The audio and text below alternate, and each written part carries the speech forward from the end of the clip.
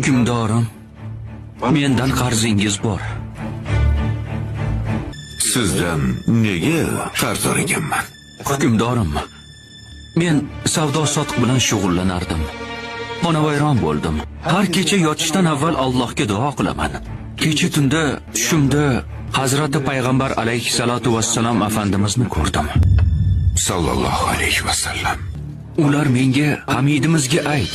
Har tunda aytadigan salovat va salom va zikrni kecha aytishni unutdi. Borib ehtiyojini undan so'ra dedilar. Nima dedilar? Hamidimiz Oling birodar. Nima dedilar? Yana qaytaringchi. Hamidimiz Oling birodar.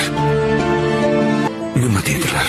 Yana bir marta ayting. Hazrati Payg'ambarimiz tushimda menga Oling. Yana bir qaytaring birodar. Hamidimiz Oling birodar.